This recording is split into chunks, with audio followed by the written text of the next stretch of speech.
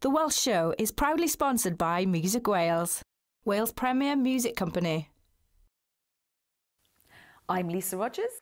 I'm Paul Child. I'm Jagger. I'm Woody. I'm Dame Edna Everage, housewife and global gigastar, and this is The Welsh Show.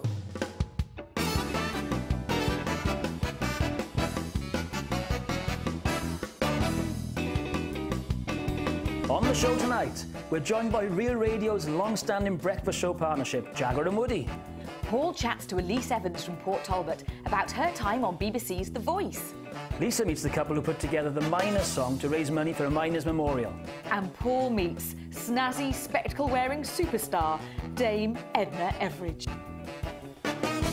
Hello and welcome to The Welsh Show. I'm really excited we've got Dame Edna on. What a superstar. Certainly have later on. But first, we've got a couple of honorary Welshmen with us. It's Jagger and Woody from Real Radio. Hello. Hello there, Hey, chaps. chaps. Welcome. Oh, welcome to The Welsh Show. It's lovely to have you. Now, what time did you have to get up this morning? 4:30 for me.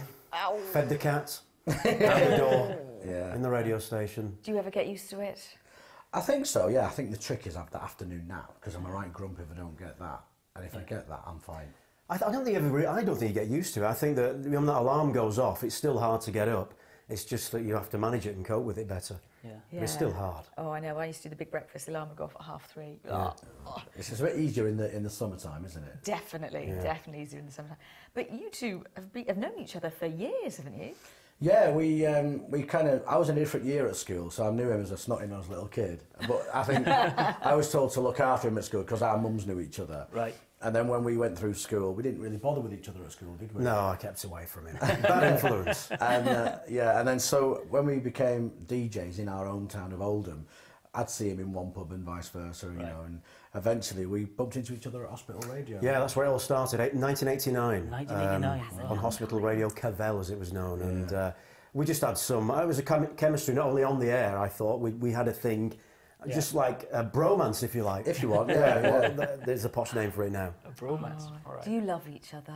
Yeah. We care for each other, Yeah, don't we do. I was, when Woody was married, I was his best man. He was my best man to my wife, Emma. And he comes round for dinner. So it's not just... I mean, some radio shows do a fake friendship for the show's sake. Well, we are genuinely friends. Yeah. And I hope that comes across on air, really. Your Oldham's answer to on deck. Oh, yes, so. Okay, Yeah, well, that's nice. We'll take that. is. We'll take that, Yeah. Are you always on the left? Always, yeah. Yeah. And you've been in Wales now for 3 years, and Wales has welcomed you with open arms because the show is going from strength to strength, isn't it? Yeah. It's been amazing, the response, because it's a big deal for us to move the whole family to Wales. I mean, it may not have worked, but we've been welcomed so kindly, you know, we're loving it. And it's a great place to be. You know, you've got the city, you've got the beaches, you've got all the countryside. Yeah. You know, I live in the valleys and I love it there. Love it. Right. It's an awesome place. And how do the children like it? Do they like it now? Yeah, I mean, when they first found out we were moving from one country to another, it was daunting, naturally, as it was for us. But they settled in school. Kids are adaptable. You know what they're like. You've got kids, Lisa. So, and they just click better than we do sometimes. You called us honorary Welshmen. I've got to show you my Welsh dragon tattoo, which people don't believe I had done. And it is there. It's I'd had it done for the Six Nations last year when we won the Grand Slam. And there is, and Jagger's had one done as well, but not on his shoulder. No, and we'll leave that there. It's a leak, but the less said about that, the better, really. All right, Yeah. Can you tell us off camera? Will you show me off camera? Later. So obviously you're surrounded by music all day and all your lives. Have you got particular favourites, either of you? You know, I'm a real cheese ball. I like cheesy stuff. Right. I really do. I mean, you know, some people are really trendy and like a bit of indie and all that, but I like the kind of music we play on Real Radio. A lot of that kind of old stuff, 80s stuff and things. You know, Disco? Yeah, why not? Anything you can boogie to. I'm more the indie stuff. I love the phonics and the manics and all that kind of stuff. Yeah. Right. Where do you fall in the cheesy kind of rock? I like the old 80s poodle rock. I'm big into that, yeah. I was a big rocker back in the day. Do you know, my phone has got AC/DC on the back. And yesterday, a 7-year-old stopped me and said, Lisa, do you like AC/DC? I said, yeah, Edie, I do. And she started singing For Those About to Rock to me. I'm like, oh, brilliant. A 7-year-old who likes AC/DC. How cool is that? Yeah. Well, I've got a 12-year-old who's now in his first rock band, and he's playing Highway to Hell. And Metallica into Sandman as well. He's playing. My wife hates it. Really? I wish I had a pound for him and said, turn that down. Brilliant. Well, talking of music, there's I think virtually every Welsh singer is on this new track, isn't it? You've got Wyn Evans, Aled Jones. Oh, the Minor song. The Miners song, yeah. And they're trying to raise money to erect a sort of memorial, really, to the miners, aren't they? So it's the 100th anniversary of the Llangennith mining disaster this year. So they're raising money to erect a memorial, as you said. And you want to have a chat with a couple who put the thing together. They put it together. Now, how they got Richard Burton back from the dead, I don't know. Incredible. That's clever. Found out. Yeah. It's clever. So look at this clip first.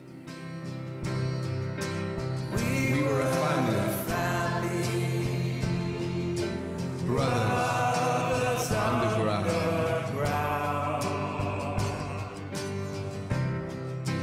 Coal dust on the lawns never stopped the song. So let us sing a miner's song,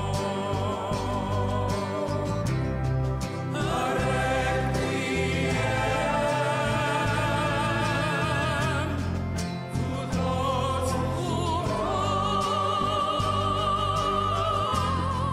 And as we sing. So welcome to the Welsh Show, Dan and Laura Curtis. Are you here to talk about a miner's song? What's it all about? It's a massive project with over 300 performers singing and playing on the single. We've got loads of celebrities on, like Michael Sheen, even Joan Calzaghe, as well as lots of Welsh singers, such as Mark Llewellyn-Evans. We've got Wyn Evans, Aled Jones, Paul Child, they're all on there. It wouldn't be a proper collaboration of Welsh singers without him. I'm sure that's true. Absolutely not. It really is a who's who of singers in Welsh. And what's the point of it? Why have you done it? Well, my great-grandparents, they were all miners, and unfortunately, many of them died either in mines or as a direct result of kind of coal mining accidents. Last year, we were asked to do a performance at Big Pit in Blaenavon, but I suggested that we actually did it underground and actually take a piano down the mine for the very, very first time. And with wonderful support of many, many people, we got to actually pull that off and perform a concert to a very, very small audience underground. But whilst I was there, we hit a real kind of chord with what people felt was a good time to release something in respect of the people who died and worked in mines. So we wrote a song, the Miners song, and originally just meant for choirs and maybe to get more of a choral take on it. But we started to ask people that we worked with over the past couple of years if they'd like to sing on it, and then gradually more and more people said yes, and then it was a case of getting them all on there, which took about 4 months worth of trawling around between London, America, Canada, Cardiff, everywhere, trying to get people to sing and perform on the song. Wow, so you actually went to the States and Canada and stuff to do it? in spirit. We had to, basically what we did was we got up at 9 o'clock in the morning. We were dealing with all the agents of our UK artists, and then come about 5 or 6 o'clock, we just have to switch to American time and start ringing LA. And we had really a lot of success with it. We had Johan Griffin, who sang his socks off.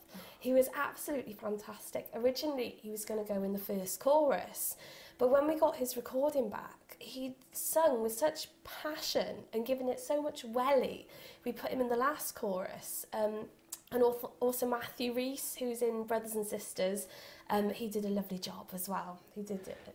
We then obviously got American studios to either record it, and in some instances actually got people on their iPads with them to actually record it on there. And it was a case of when it came back to us trying to really enhance the kind of quality.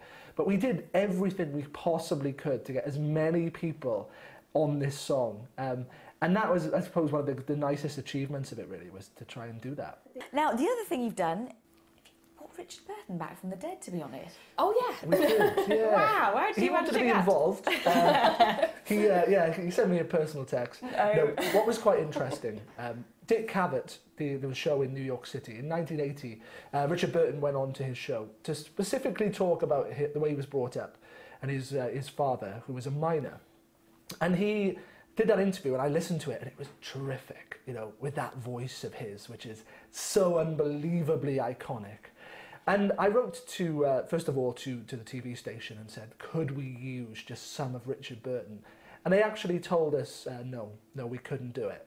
So I actually rewrote and said, could you pass it on to Dick Cavett? Thinking, I'll try my luck. And he wrote back to us personally saying, for the very first time, they were releasing the rights to someone to actually use part of that recording. Completely free of Burton. charge as well. Wow.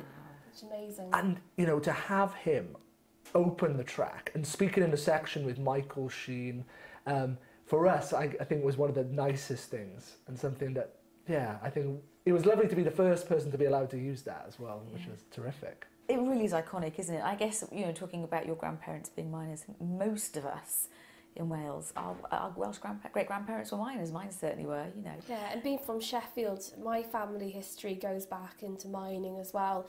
So it is something that affects most people living in Wales and most of the UK as well. So talk to me about what's going to happen with the money raised from it. It's going to go to build a memorial. Where's that going to go?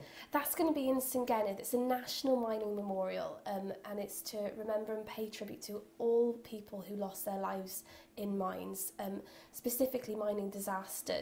There's some lovely things there. There's going to be a statue, there's going to be a garden of remembrance and a walkway of remembrance, which actually has plaques dedicated to each mining disaster.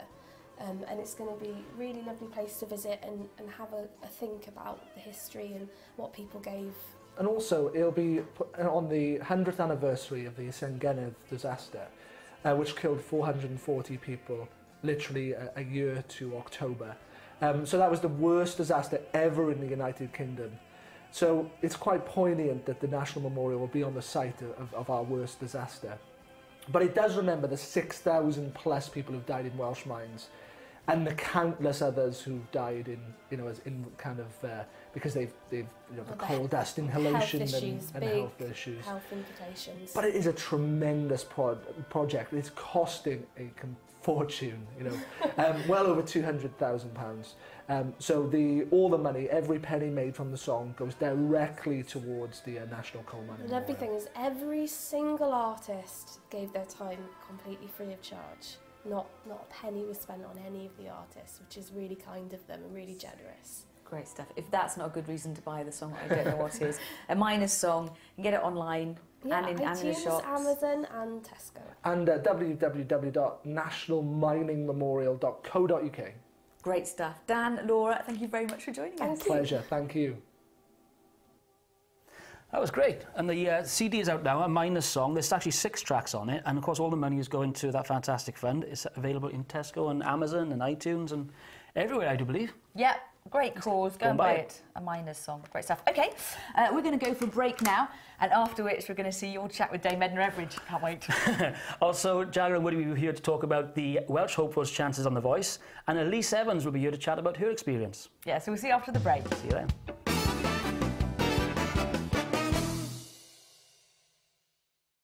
The Welsh Show would like to hear from you. It's your show, so why not get in touch and tell us what you think?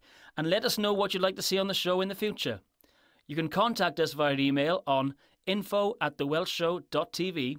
And for regular updates on guests and show dates, follow us on Twitter @The Welsh Show and find us on Facebook or visit thewelshshow.tv. The Welsh Show is proudly sponsored by Music Wales, Wales' premier music company. We did it! Wales as Six Nations champions again! We beat England to spoil their Grand Slam hopes and retain the championship trophy. And now you can relive that fantastic day with this official double DVD package. Ideal for Father's Day, it includes the full Wales v England match. What was the score again? Also highlights from the Ireland, France, Italy and Scotland games. Plus incredible fly-on-the-wall footage from the Wales camp throughout the Six Nations and exclusive interviews. Order yours direct today for just £12.50 from walesandunion.com.